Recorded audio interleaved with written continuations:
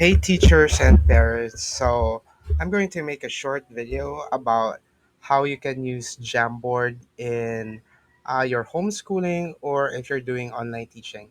So as a teacher, you can use Jamboard several ways.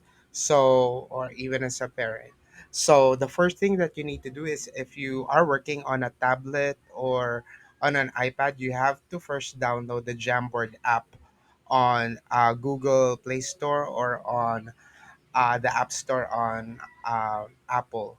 But if you are working on a laptop or Chromebook or a desktop, you don't need to download anything because if you're using Google, you can already access Jamboard. So all you need to do is really just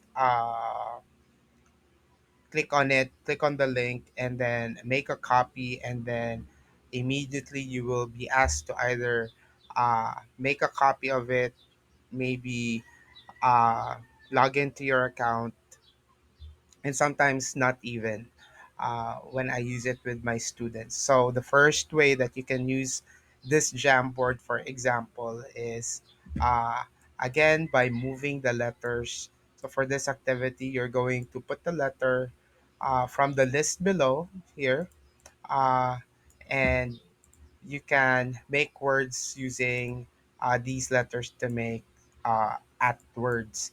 So for classic Jamboard use, if you're on a desktop or a computer, you can use your mouse to drag the letters sa baba.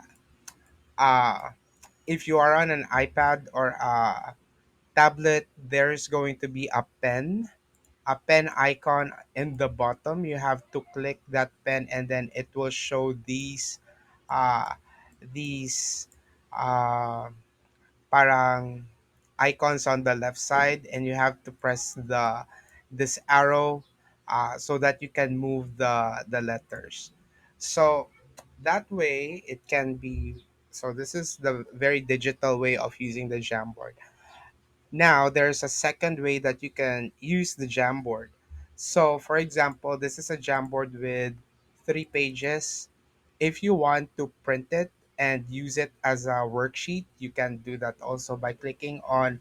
So, you have to first download it uh, on your computer, and you can do that by clicking on the three dots here on top, and you can download that as a PDF.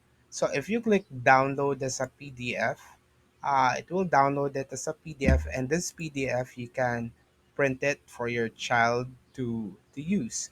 So it looks like this. So if it's a PDF, then you would have a pencil and paper and pencil activity. So it will look the same, but now your student or your kid would need to write it down.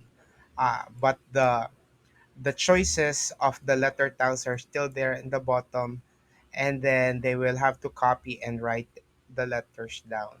So this is one way. The second way that you can use it. So if you're still doing it this way, you can actually go to, or if you want to use the PDF as a way to answer, not print it out. So this is the third way. You could use your uh,